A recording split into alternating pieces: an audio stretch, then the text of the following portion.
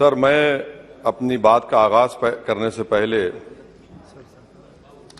एक शेर पढ़ना चाहूंगा जिससे जम्मू कश्मीर की आवाम के उनके जज्बात और उनकी तकालीफ की अक्कासी इस ऐवान में हो सकेगी। शायर ने कहा कि आज वो कश्मीर है महकूम व मजबूर व फकीर, कल जिसे अहले नजर कहते थे ईरान सगीर, सिनाए अफलाक से उठी है आहसोज नाक, मर्द हक होता है जब मरूब व सुल्तान व अमीर, कह रहा है दास्तान बयादारी आयाम की कोह के दामन में वो गम, खाने दे खाने पीर। और किसी और जगह पर एक शायर ने अच्छा कहा कि घात में सयाद पहलू में है खटकता तीर का, एक पहलू ये भी है कश्मीर की तस्वीर का। सर, मैं यहां पर ये बात साफ और वाज़ेह तौर पर कहना चाहूंगा कि एक आरटीआई के एप्लीकेशन में यह कहा गया जवाब में कि 30 साल में 1724 मिलिटेंट्स को हुकूमत और फौज ने, पुलिस ने उनको मारा, मिलिटेंट्स को, यह उनकी मौत हुई, जिसमें से सिर्फ 89 कश्मीरी पंडित का कत्ल हुआ। और सर 30 साल में एक ही आदमी का एक मिनट।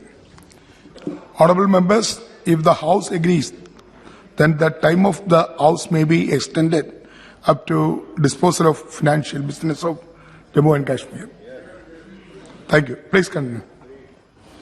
और सर, हैरत की बात यह है कि कश्मीरी पंडित के ताल्लुक से बड़े गम और आंसू बहाए जाते हैं, मगर 30 साल में एक ही आदमी को कोर्ट ने उसको सजा दी।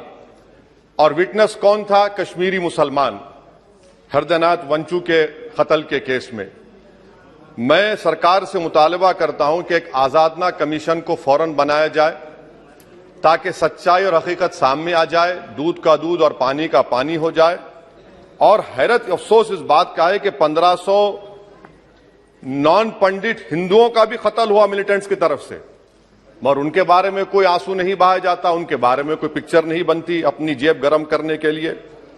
सर, दूसरी बात यह है कि जो बात यहां पर सरकार की तरफ से कही गई कि जो डिलिमिटेशन हुआ, असेंबली और पार्लिमानी हलकों की जो हदबंदी की गई, वो बड़ा ही साफ सुथरे तरीके से किया गया।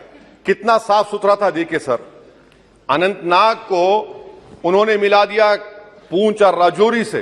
इतना साफ सुथरा था कि साउथ कश्मीर एक ऐसा इलाका है जो कंप्लीट एथनिकली कश्मीरी है, वहां से आप उसको मिला दिए पूंछ और राजौरी में। अगर दिसंबर में इंतखाबात होंगे तो मुगल रोड तो बंद होगी, तो किसी को आना है तो डोडा, उधमपुर, जम्मू, पूंछ से उसको आना पड़ेगा। कितने डिस्ट्रिक्ट क्रॉस करेंगे? यह आपका साफ सुथरा मुजाहरा है।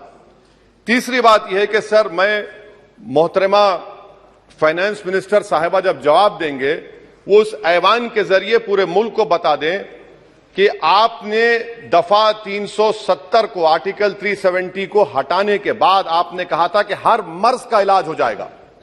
मर्ज का इलाज नहीं हुआ, मर्ज बढ़ गया। जो मर्ज नहीं था पहले, वो मर्ज बढ़ चुका है। मैं आपके जरिए से मोहतरमा फाइनेंस मिनिस्टर साहिबा से जानना चाहूंगा कि इस ऐवान पर आप रख दें कि कितना एक पैसा इन्वेस्ट हुआ नहीं हुआ। एमओयू की बात मत करिए, कागजात तो बहुत निकलेंगे, मगर एमओयू नहीं बल्कि एक पैसा कितना आपने इन्वेस्ट कश्मीर में करवाया।